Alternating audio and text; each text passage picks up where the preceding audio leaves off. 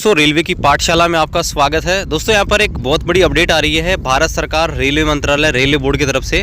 दोस्तों आपको पता होगा थोड़े दिन पहले जो आपका रेलवे बोर्ड है उसने आरबी नंबर 79/2023 के तहत जो जीडीसी वैकेंसी है उसको निकालने के लिए एक शॉर्ट नोटिस जारी किया था कि 15 जुलाई से पहले हम आपका जीडीसी की जो भी अधिसूचनाएं हैं 2025 तक की जो सीटें खाली हो रही हैं उनके आप जल्द से जल्द डिटेल मांगी गई थी और सभी आरआरसी को ये आदेश दिया था कि वो ये डिटेल है जल्दी से जल्द शेयर करें और कितनी सीटें उनके पास वैकेंट है आगामी 2 साल में उसकी जीडीसी जल्द से जल्द यहाँ पर निकाली जाए।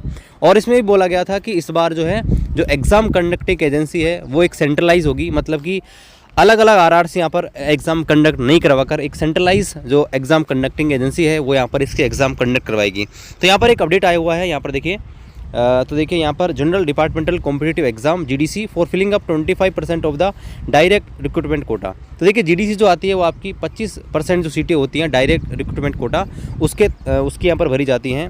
और यहाँ पर देखिए यहाँ पर दोस्तों बोला गया है कि यहाँ पर attestation is invited to boards letter number even number आपके RB number 80/2023 on above mentioned subject instruction have been issued that application may be invited from eligible serving regular employ including from related PUs as per extend norms for the critical safety. तो देखिए हमने पहले भी आपको बताया था कि जो 20/6/2023 को नोटिस जारी किया था आरबीआई का 80/2023 और यहाँ पर बोला गया था जो भी यहाँ पर एलिजिबल सर्विस जो आपके रेगुलर एम्प्लॉय हैं जिसमें आपके पीयूएस के भी हैं क्रिटिकल कैटेगरी के अंदर जीडीसी आने वाली है और जिसमें आपके असिस्टेंट लोको पायलट हुआ, टेक्नीशियन हुआ, जूनियर इंजीनियर हुआ, ट्रेन मैनेजर हुआ, उनकी वैकेंसी यहाँ पर आएंगी 25% जो भी आपके डायरेक्ट रिक्रूटमेंट कोटा से बनती है। तो यहाँ पर देखिए अब इन्होंने यहाँ पर प्रोसेस शुरू कर दी है।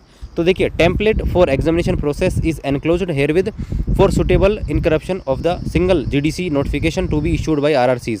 तो यहाँ पर देखिए यहाँ पर टेम्पलेट यहाँ पर जारी कर दी गई है ताकि यहाँ पर जो भी स्पेसिफिक कैटेगरी है उनमें आपके एग्जामिनेशन में सुटेबिलिटी यहाँ पर हो सके।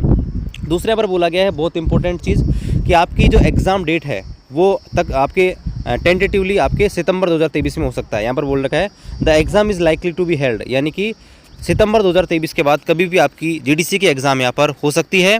Railway should plan there schedule accordingly and list of eligible candidate should be made available before September and. इसलिए रेलवे को जो है सितंबर 2023 से पहले जो भी अपना जो भी शेड्यूल है उसको तैयार यहाँ पर करना है। इसके अलावा यहाँ पर देखिए ये यहाँ पर सभी आरआरसी को यहाँ पर इसके संदर्भ में जो भी कैंडिडेट की डिटेल वगैरह है क्या क्या चाहिए उनके बारे में आपको बता रखा है कि आपको ये चीज़ यहाँ पर रेडी रखनी है। और यहाँ पर देखिए नोडल आरआरबी जो है एक आरआरबी होता है जिसको यहाँ पर जो एग्ज़ाम कंडक्टिंग एजेंसी है उसका कार्यभार दिया जाएगा। तो यहाँ पर बोला गया कि nodal RRB will assist on holding the GDC CBT and computer based aptitude based as per laid down processor. तो यहाँ पर देखिए जीडीसी एग्जाम कंडक्ट आपके एक नोडल आरआरबी होगा और जो आपका साइको टेस्ट होगा वो यहाँ पर कंडक्ट करवाएगा और वही आपका रेस्पॉन्सिबल होगा इन सारी प्रोसेस के लिए। अब देखिए यहाँ पर कुछ इंपॉर्टेंट चीज़ें और हैं जिनको हम देख लेते हैं। तो यहाँ पर देखिए एएलपी टेक्नीशियन के लिए बात करें तो एएलपी टेक्नीशियन के लिए जो पेपर होने वाला है वो आपके 2 पार्ट में होगा, CBT 1 और CBT 2।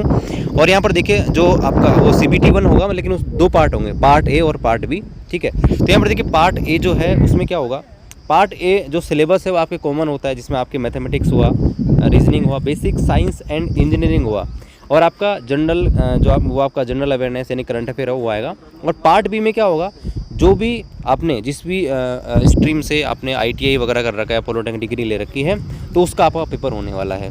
तो इसमें देखिए ये आपका क्वालिफाई का होने वाला है, ये भी आपको ध्यान रखना है। और ये 75 मार्क्स का 75 नंबर का वो आपके 75 क्वेश्चंस आपके टोटल आएंगे और ये सिर्फ क्या होगा आपके क्वालिफाई मार्क्स का होने वाला है।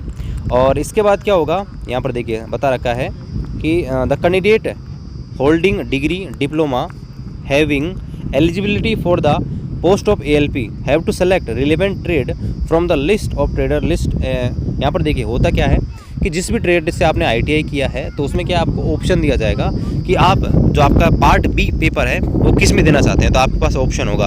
और ऑप्शन देखिए क्या क्या हो सकते हैं ITI वालों के लिए। तो यहाँ पर कई ऑप्शन है, देखिए अगर आपने ITI कर रखी है इलेक्ट्रॉनिकल इंजीनियर आपको बता रखा है तो आपके पास ये ऑप्शन होंगे। अगर आपने इसमें कर रखी है तो ये होंगे, मैकेनिकल वाले हैं तो आपके पास ये ऑप्शन होंगे, इनमें से कोई चूज़ कर सकते हैं। और यहाँ पर देखो जो PCM से बनना चाहेंगे उसके लिए फिजिक्स और मैथमेटिक्स ये आपके ऑप्शन होंगे, यानी कि पार्ट बी इनमें से आएगा और इसको आपको क्वालिफाई करना रहेगा।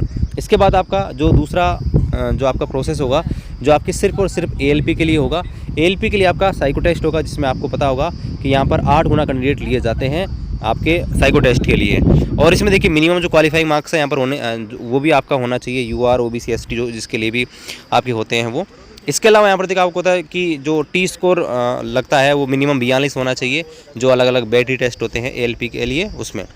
और यहाँ पर फिर क्या होता है, जैसे आपका जो CBT हुआ, CBT का 70% और आपका जो साइको टेस्ट हुआ यानी कि CBAT उसका 30% मिला के और आपका जो फाइनल स्कोर है यहाँ पर तैयार किया जाता है, उसी से आपकी मेरिट यहाँ पर बनाई जाती है। ठीक है, तो ये आपका दोस्तों हो गया ALP का, और इसमें आपका पोस्ट प्रेफरेंस मांगा जाएगा ALP के लिए, टेक्नीशियन के लिए।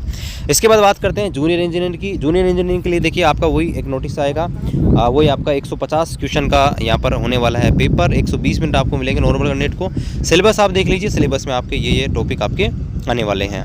और यहाँ पर देखिए यहाँ पर देखिए ये आपके पूरा आपका सिलेबस रहा, ये रहा आपको बता रखा है।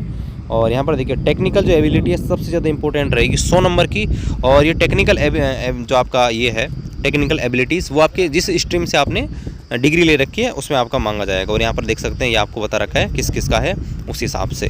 ठीक है, और यहाँ पर देखिए नॉर्मलाइजेशन भी होने वाला है, तो ये भी आपको ध्यान रखना है, नॉर्मलाइजेशन आपका होगा और उसी के बिहाफ पे आपका फाइनल जो जाने वाला है रिजल्ट नॉर्मलाइज स्कोर का बनेगा। ट्रेन मैनेजर की बात करें तो ट्रेन मैनेजर आपका सिंगल पेपर होने वाला है और उसके बाद आपका डायरेक्ट आवा CBT के बाद डायरेक्ट आपका DVA होने वाला है। तो यहाँ पर आप देख सकते हैं 90 मिनट आपको मिलेंगे, 100 क्वेश्चन आएंगे, 40 नंबर की आपकी GK, 30 नंबर की मैथ्स, 30 नंबर की रीजनिंग और आपके ये 40 नंबर वो आपके 100 नंबर का हो गया। तो ये आपका टोटल जो आपका 100 नंबर का पेपर होने वाला है, 40 GK, 30 मैथमेटिक्स और 30 नंबर की रीजनिंग। PWD कैंडिडेट हैं, आपको 120 मिनट इसके लिए यहाँ पर मिलने वाले हैं। और यहाँ पर देखिए ये आपको ध्यान रखना है, एजुकेशन क्वालिफिकेशन है तो ये आप इन पोस्ट के लिए एलिजिबल हो सकते हैं। और सिलेबस देखिए वही आपका है जो आपका डायरेक्ट रिक्रूटमेंट कोटा है, उसी का आपका सिलेबस यहाँ पर होने वाला है। कुछ इंपॉर्टेंट चीज़ें जो आपको ध्यान रखनी चाहिए कि जो ट्रेड एग्ज़ाम होने वाली है वो आपको ध्यान रखना है, ये स्पेसिफाई है कि आप ITI एक्ट अप्रेंटिस कर रखिए, डिप्लोमा या इंजीनियरिंग क्वालिफिकेशन, उसके अनुसार आपका ट्रेड टेस्ट होने वाला है। यहाँ पर बोल रखा है preference of all post as applied and for which employ eligible may be also be called for, यानी कि जो प्रीफ्रेंस है आपसे मांगी जा सकती है जिन जिन के लिए आप एलिजिबल हो उनसे।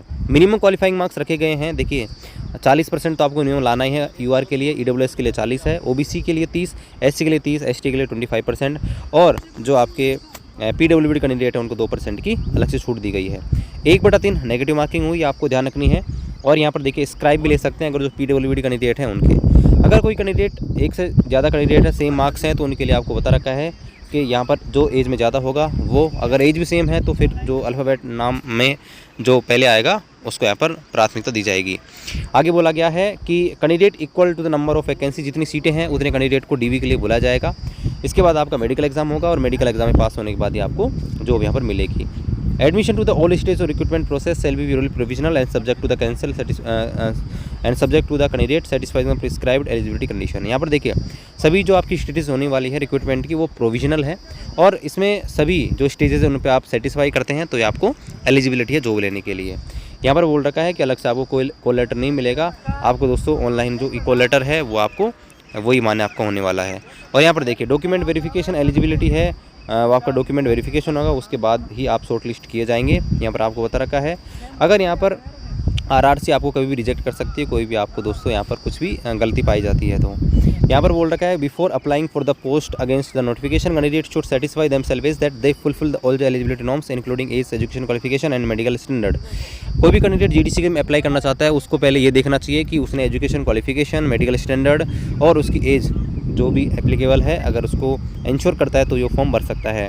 अब आगे बोला गया candidate should enter their name, father's name, date of birth, recorded and SSLC और matriculation high school examination certificate और equivalent certificate as well as in their service record. यहाँ पर बता रखा है कि आपका जो नाम हुआ, पिता का नाम हुआ और आपकी डेट ऑफ बर्थ वो आपके 10th की मार्कशीट, मेट्रिकुलेशन, हाई स्कूल की मार्कशीट उनके अनुसार ही होना चाहिए।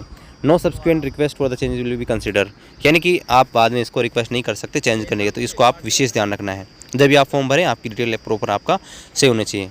तो यहाँ पर ये कुछ आपके हैं। अगर आप देखिए signature of the candidate in all the document should be identical, सभी डॉक्यूमेंट जो भी है जिनमें आपके डॉक्यूमेंट साइन करते हो वो सेम होने चाहिए, तो ये भी आपको ध्यान रखना है। और कुछ इंपॉर्टेंट इंस्ट्रक्शन है जिनको आप पढ़ सकते हैं, ऑलरेडी हम आपको टेलीग्राम ग्रुप पर ये जो है इनको डाल चुके हैं। तो जैसे कोई अपडेट आएगा आपको GDC का जल्द आपको अपडेट मिल जाएगा हमारे टेलीग्राम ग्रुप पर, यूट्यूब चैनल पर। तो अभी तक सब्सक्राइब नहीं किया सब्सक्राइब कीजिए। मिलते हैं अगले वीडियो में, तब तक जय हिंद, वंदे मातरम।